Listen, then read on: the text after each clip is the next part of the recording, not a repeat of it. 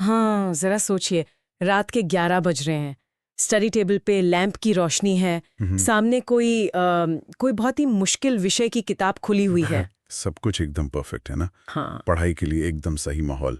लेकिन लेकिन ध्यान किताबों पर है ही नहीं। उस शांत कमरे में एक और रोशनी है, फोन की स्क्रीन की वो नीली सी चमक। हाँ, जो सीधे चेहरे पे पड़ रही होती है। बिल्कुल। और उंगलियां बस बस स्क्रीन को ऊपर की तरफ स्क्रॉल किए जा रही हैं। और तभी खुद से ही एक धीमी सी आवाज आती है, बस 5 मिनट और। ये एक ऐसा सीन है ना जिसने आज के टाइम में न जाने कितने सपनों और कितनी ही सफलताओं को चुपचाप निगल लिया है। सही बात है। और सबसे अजीब बात यह है कि ये आदत किसी बड़े खतरे की तरह अलार्म बजाकर नहीं आती। ये बस एक बहुत ही मासूम से वादे के साथ आती है कि बस 5 मिनट। एग्जैक्टली। और यही वजह है कि आज की हमारी इस गहन चर्चा या कहें डीप डाइव का टॉपिक यही है। हाँ। हम उस कीमत की बात करेंगे जो हम इन छोटे छोटे पलों के जरिए चुकाते हैं। बहुत जरूरी विषय है ये। हमारे पास द कॉस्ट ऑफ 5 मिनट्स नाम की एक बहुत ही पावरफुल स्क्रिप्ट है। ये कोई बहुत लंबा चौड़ा लेक्चर नहीं है, बल्कि एक छोटे से सीन में दिखाई गई एक बहुत ही ड्रामेटिक बातचीत है।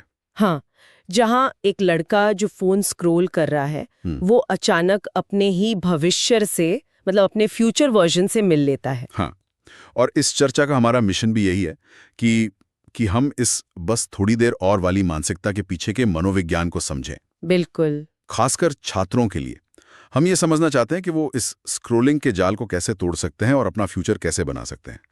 तो चलिए सीधा इसके मनोविज्ञान में चलते हैं। हाँ, बिल्कुल, चलिए। स्क्रिप्ट की शुरुआत में ही वो लड़का फोन पर खोया हुआ खुद से कहता है, बस 5 मिनट और। लेकिन मेरे दिमाग में यहाँ एक सवाल है। हाँ, पूछिए। मतलब देखो, जब कोई छात्र लगातार 3 या 4 घंटे से पढ़ रहा है तो उसका दिमाग तो थकेगा ही ना। तो क्या 5 मिनट का ब्रेक लेना वाकई इतना नुकसानदेह है? ये बहुत ही आम सवाल है ना? मतलब वो तो बस दिमाग को आराम दे रहा है। यहीं पर हमें थोड़ा गहराई में जाना होगा। ब्रेक लेने में और स्क्रॉल करने में जमीन आसमान का फर्क है। अच्छा, वो कैसे? ब्रेक लेना बहुत जरूरी है, मैं इससे पूरी तरह सहमत हूं। लेकिन समस्या उस काम में है जिसे वो छात्र आराम मान रहा है। समझ रहा हूं। देखिए, जब दिमाग कोई मुश्किल टॉपिक जैसे मान लीजिए फिजिक्स या मैथ्स का कोई कॉन्सेप्ट समझने की कोशिश कर रहा होता है, हाँ, जिसमें बहुत फोकस चाहिए। एग्जैक्टली, तो उस वक्त दिमाग पर एक हाई कॉग्निटिव लोड पड़ता है। मतलब एक तरह का दिमागी बोझ। जब दिमाग के सामने ये भारी मेहनत वाला काम आता है ना, तो हमारा एमिगडाला मतलब दिमाग का वो हिस्सा जो हमारे दिमाग का एक बहुत ही पुराना हिस्सा है, वो इस मेहनत को एक तरह के दर्द या तनाव की तरह महसूस करता है। अरे वाह, मतलब पढ़ाई दिमाग के लिए दर्द की तरह है। एक तरह से, हाँ। तो ऐसे में दिमाग उस दर्द से बचने का कोई शॉर्टकट या आसान रास्ता खोजता है। और सोशल मीडिया एक हाई डोपामीन जगह है। जहां हर सेकंड कुछ नया मिल रहा है। बिल्कुल। तो वो असल में दिमाग को आराम नहीं दे रहा है, वो तो दिमाग को नई नई जानकारियों, रंगों और उत्तेजनाओं से भर रहा है। अच्छा, तो इसका मतलब ये हुआ है कि जब वो छात्र 5 मिनट के लिए इंस्टाग्राम या यूट्यूब शॉर्ट्स खोलता है तो वो रिलैक्स नहीं कर रहा है। नहीं, बिल्कुल नहीं। बल्कि वो अपने दिमाग को एक अलग तरह की थकावट दे रहा है। 100% सही कहा आपने। और इसके पीछे का जो साइंस है, जिसे मनोविज्ञान में टास्क स्विचिंग कॉस्ट कहते हैं, वो बहुत ही क्रूर है। टास्क स्विचिंग कॉस्ट थोड़ा और आसान भाषा में समझाएंगे? हाँ, देखिए, जब आप पढ़ाई से ध्यान हटाकर फोन पर जाते हैं तो आपके दिमाग को अपनी वर्किंग मेमोरी से उन सारे मुश्किल नियमों और फॉर्मूलों को हटाना पड़ता है, जिन पर वो अभी काम कर रहा था। बिल्कुल। और फिर उसे सोशल मीडिया के माहौल को लोड करना पड़ता है। और जब वो 5 मिनट खत्म होते हैं, जो कभी 5 मिनट होते नहीं है। हाँ, लेकिन जब भी वो वापस किताब की तरफ लौटता है तो दिमाग तुरंत, मतलब उसी सेकंड, उसी गहराई में वापस नहीं जा सकता। उसमें टाइम लगता होगा। बहुत टाइम लगता है। कैलिफोर्निया यूनिवर्सिटी की एक रिसर्च है जो साफ बताती है कि एक बार ध्यान भटकने के बाद इंसान को वापस उसी फ्लो स्टेट या एकाग्रता में आने में औसतन 23 मिनट लग जाते हैं। 23 मिनट? सिर्फ एक बार फोन चेक करने की कीमत 23 मिनट है। हाँ, और सोचिए अगर कोई हर 10 मिनट में फोन चेक कर रहा है तो क्या होगा। ये तो बहुत ही मतलब चौंकाने वाला आंकड़ा है। अगर मैं इसे एक एनालॉजी से समझने की कोशिश करूं, हाँ, बताइए। तो ये उस धावक या रनर की तरह है जो एक मैराथन दौड़ रहा है। हाँ, लेकिन उसने तय किया है कि वो हर 500 मीटर पर रुकेगा हाँ, और ढेर सारा जंक फूड खाएगा, बहुत बढ़िया एनालॉजी है ये। है ना? हाँ, मतलब वो सिर्फ रुक नहीं रहा है, बल्कि वो कुछ ऐसा खा रहा है जो उसकी आगे की दौड़ के लिए उसकी एनर्जी को ही खत्म कर रहा है। उसकी पूरी लय ही टूट जाती है। एकदम सटीक बात कही है आपने। वो धावक ना तो अपनी रेस पूरी कर पाएगा हाँ, और ना ही उस जंक फूड का मजा ले पाएगा। एग्जैक्टली। ठीक उसी तरह वो छात्र ना तो पढ़ाई पर फोकस कर पाता है और ना ही बिना किसी गिल्ट के, मतलब बिना अपराध बोध के, उस ब्रेक का मजा ले पाता है। हाँ, पीछे दिमाग में हमेशा चलता रहता है कि यार पढ़ना था। बिल्कुल। ये जो बस 5 मिनट वाली बात है ना, ये असल में इंस्टेंट ग्रेटिफिकेशन, मतलब तुरंत मिलने वाली खुशी और डिलेड ग्रेटिफिकेशन के बीच की जंग है। और हम सब जानते हैं कि इस जंग में अक्सर हमारी वो तुरंत खुशी पाने वाली इच्छा ही जीत जाती है। हाँ, क्योंकि हमारा दिमाग उसी तरह से वायर्ड है। और इस लगातार हार का, मतलब बार बार फोन के आगे हार जाने का अंजाम क्या होता है, ये हमें स्क्रिप्ट के उस हिस्से में देखने को मिलता है जहां अचानक एक टाइम जंप होता है। हाँ, वो सीन बहुत ही पावरफुल है। एकदम से कोई धीरे धीरे बदलाव नहीं होता, स्क्रिप्ट सीधे 5 साल आगे फ्यूचर में चली जाती है। और वो वर्तमान का लड़का जो अभी तक फोन पे बस उंगलियां चला रहा था, वो अचानक अपने ही भविष्य के रूप को अपने सामने खड़ा पाता है। और वो फ्यूचर वर्जन बहुत ही परेशान हालत में है। हाँ, वो फ्यूचर वर्जन उसे देख के कहता है, मैं भी यही बोलता था। आज 5 साल निकल गए। और वो लड़का बस चौंक कर एक ही सवाल पूछ पाता है, तुम मैं हूं? बिल्कुल। ये बहुत ही रोंगटे खड़े कर देने वाला पल है। लेकिन स्क्रिप्ट में एक खास शब्द का इस्तेमाल किया गया है। भविष्य के उस रूप को थका हुआ बताया गया है। टायर्ड। हाँ, लेकिन मैं इस थकान वाले विचार को थोड़ा चैलेंज करना चाहता हूँ। अच्छा, वो कैसे? मतलब देखो, जो लोग जीवन में बहुत सफल होते हैं, जो बड़े बड़े एग्जाम क्रैक करते हैं, वो भी तो दिन में 15-15 घंटे काम करके बुरी तरह थकते हैं ना। हाँ, शारीरिक रूप से तो थकते हैं। तो फिर भविष्य के इस वाले रूप की थकान में ऐसा क्या अलग है जो इसे एक डरावनी चेतावनी बना रहा है? ये बहुत ही गहरी बात पूछी आपने। देखिए, थकान ना 2 तरह की होती है। अच्छा। हाँ, एक वो थकान होती है जो कुछ बनाने से या किसी मकसद के लिए काम करने से आती है। जैसे मेहनत की थकान। बिल्कुल। जब कोई छात्र पूरी रात जागकर कोई असाइनमेंट पूरा करता है, तो अगले दिन वो शरीर से थका हुआ जरूर होता है। हाँ, नींद आ रही होती है उसे। लेकिन अंदर से मनोवैज्ञानिक स्तर पर उसे एक बहुत गहरी संतुष्टि मिलती है। उसे लगता है कि उसने कुछ अचीव किया है।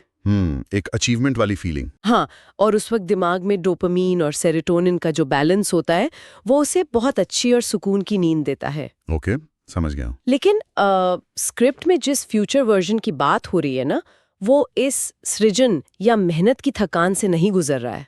तो वो किस चीज से थका है? वो पछतावे के कंपाउंडिंग इफेक्ट से टूट चुका है।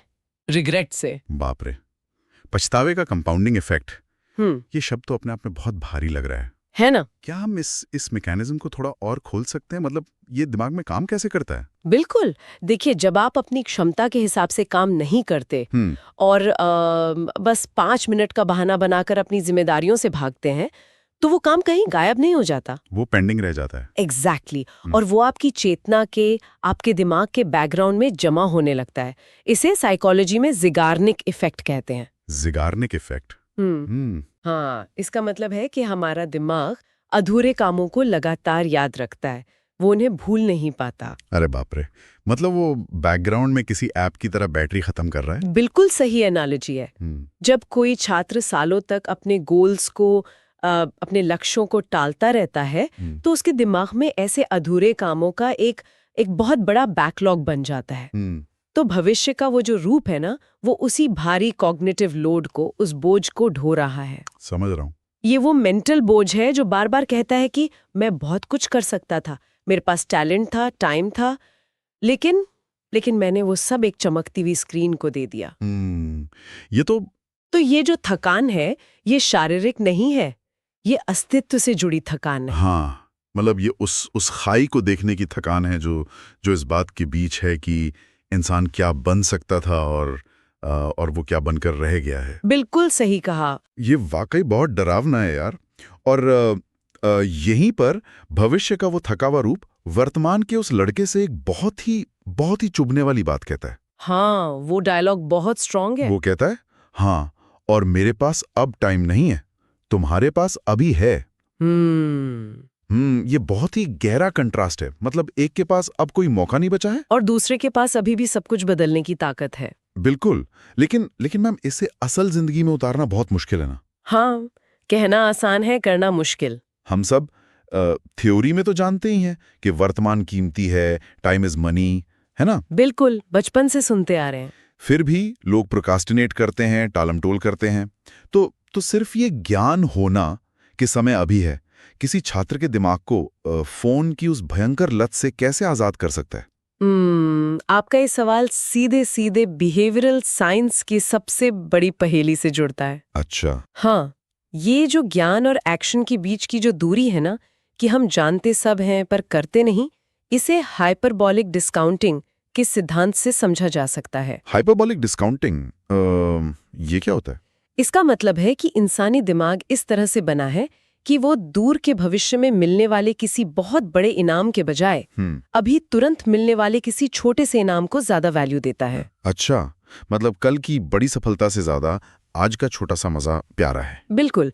जब एक छात्र सोचता है कि अगर मैं आज पढ़ूंगा तो 5 साल बाद एक बहुत अच्छी जॉब मिलेगी। हाँ, जो कि एक लॉजिकल बात है। लॉजिकल है, लेकिन दिमाग के लिए वो 5 साल बाद का जो फ्यूचर है ना, वो बहुत ही धुंधला और अनरियल सा होता है। क्योंकि वो उसे देख नहीं सकता। हाँ, बल्कि ब्रेन स्कैन या एफएमआरआई स्कैन से ये पता चला है कि जब लोग अपने फ्यूचर वर्जन के बारे में सोचते हैं तो उनके दिमाग का वो हिस्सा एक्टिव होता है जो तब एक्टिव होता है जब वो किसी अनजान अजनबी के बारे में सोचते हैं। वेट, क्या सच में? हाँ, मतलब हमारा अपना दिमाग हमारे ही भविष्य को एक अजनबी की तरह देखता है। बिल्कुल। ये तो ऐसा हो गया जैसे हम ये सोच रहे हो, कह रहे छोड़ो, ये प्रॉब्लम तो 5 साल बाद वाले इंसान की है, मेरी थोड़ी है। एग्जैक्टली। हम खुद को उस फ्यूचर से पूरी तरह अलग कर लेते हैं। बाप रे, ये तो बहुत ही गहरा साइकोलॉजिकल गैप है ना?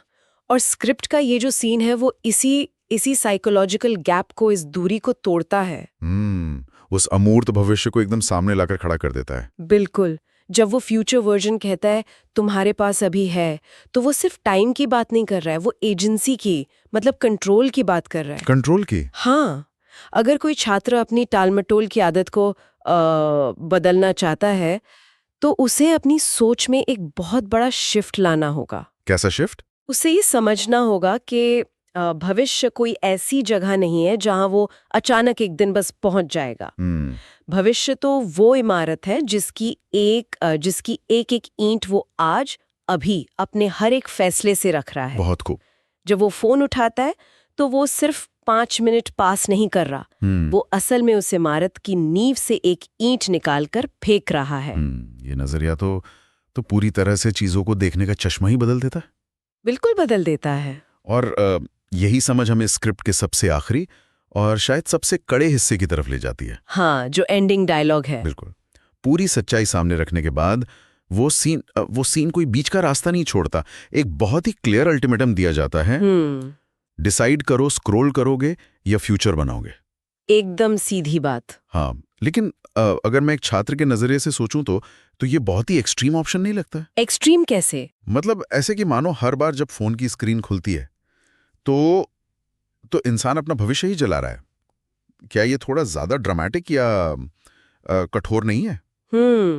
ऊपर से देखने पर ये कठोर लग सकता है। हाँ। लेकिन अगर हम इसे न्यूरोप्लास्टिसिटी के चश्मे से देखें तो ये 100% सच है। अच्छा, न्यूरोप्लास्टिसिटी मतलब दिमाग के बदलने की क्षमता? हाँ, न्यूरोप्लास्टिसिटी का एक बहुत ही सीधा सा नियम है, दिमाग हर उस काम में एक्सपर्ट होता जाता है जिसे वो बार बार करता है। ओके। तो जब आप बार बार थोड़ी सी बोरियत या मुश्किल से बचने के लिए फोन की तरफ भागते हैं, जो कि आजकल हर कोई करता है, तो आप असल में अपने दिमाग को पलायनवादी या एस्केपिस्ट बनने की ट्रेनिंग दे रहे हैं। आप उसे भागना सिखा रहे हैं। समझ रहा हूं। इसलिए ये अल्टीमेटम बहुत जरूरी है, क्योंकि हमारे उस झूठ को तोड़ता है जो हम खुद से बोलते हैं। कौन सा झूठ? यही कि अरे मैं दोनों मैनेज कर लूंगा, मैं थोड़ा स्क्रॉल भी कर लूंगा और एक महान भविष्य भी बना लूंगा। हाँ, हम सबको लगता है कि हम मल्टीटास्किंग कर लेंगे। लेकिन असलियत यह है कि फोकस और डिस्ट्रैक्शन, मतलब एकाग्रता और भटकाव, ये दोनों एक साथ एक ही दिशा में नहीं चल सकते। ये तो है। तो उस पल में जब फोन स्क्रीन की चमक किसी छात्र को अपनी ओर खींच रही हो और दिमाग कह रहा हो कि यार बस एक रील और देख लेते हैं फिर पक्का पढ़ेंगे, जो कभी एक रील नहीं होती। हाँ, तो उस दोराहे पर खड़े होकर एक प्रैक्टिकल डिसीजन, एक व्यावहारिक निर्णय कैसे लिया जाए, उस अचानक उठने वाले आवेग को कैसे तोड़ा जाए। इसके लिए हमें अपने दिमाग के ऑटो पायलट मोड में एक स्पीड ब्रेकर लगाना होगा। स्पीड ब्रेकर दिमाग में? हाँ, देखिए, जब कोई आवेग या इम्पल्स आता है तो इंसान बिना सोचे समझे बस रिएक्ट कर देता है। फोन देखा और उठा लिया। बिल्कुल, ये एक रिफ्लेक्स एक्शन बन गया है। तो प्रैक्टिकल कदम ये है कि एक्शन और रिएक्शन के बीच में एक ठहराव, एक पॉज लाया जाए। अच्छा, वो कैसे होगा? मनोविज्ञान में इसे मेटाकॉग्निशन कहते हैं, मतलब अपनी ही सोच के बारे में सोचना। तो जब भी फोन उठाने का मन करे ना, तो शारीरिक रूप से, मतलब फिजिकली वहीं रुक जाएं।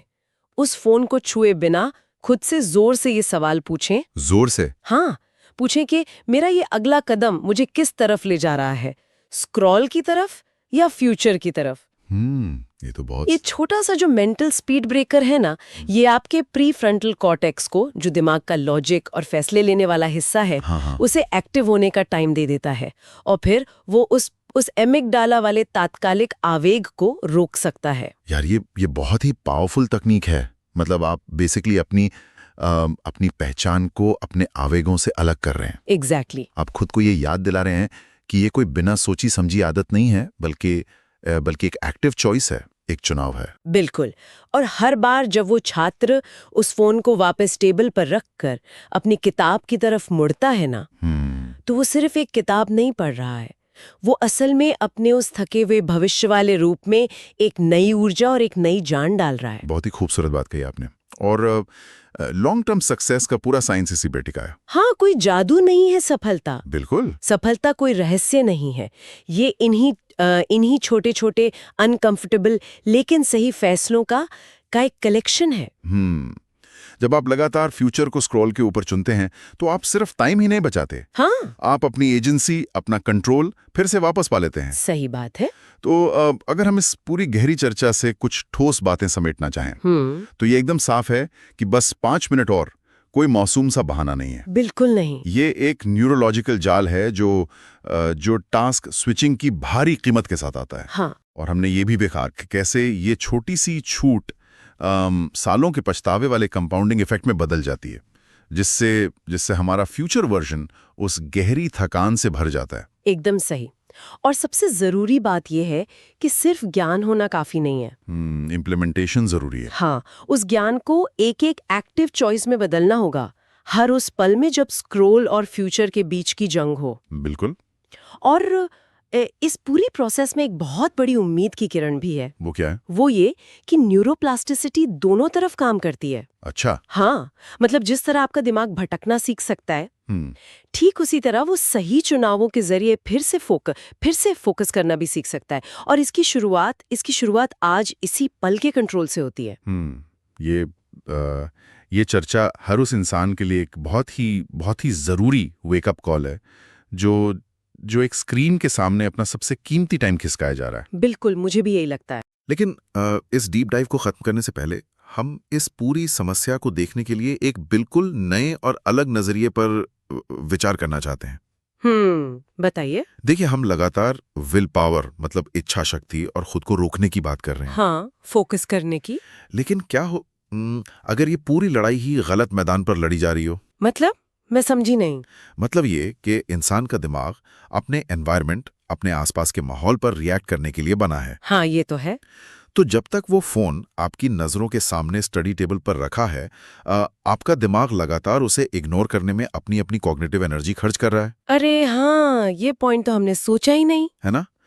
तो क्या सलूशन इस आवेग से लगातार लड़ने में है, या अपने फिजिकल एनवायरनमेंट को, अपने कमरे को ही इस तरह से डिजाइन करने में है जहां ये 5 मिनट्स का ऑप्शन मेज पर हो ही ना? बहुत गहरी बात है। अगर फोन दूसरे कमरे में हो तो आपको फैसला लेने की जरूरत ही नहीं पड़ेगी। Out of site, out of mind. Exactly. शायद भविष्य संवारने की सबसे बड़ी चाबी हमारी विल पावर में नहीं, बल्कि हमारे एनवायरनमेंट के, हमारे माहौल के डिजाइन में छिपी है। बिल्कुल। मुझे लगता है हर किसी को इस पे सोचना चाहिए। हाँ, और इसी विचार के साथ हम आज की इस गहन चर्चा को यहीं विराम देते हैं। बहुत बहुत शुक्रिया।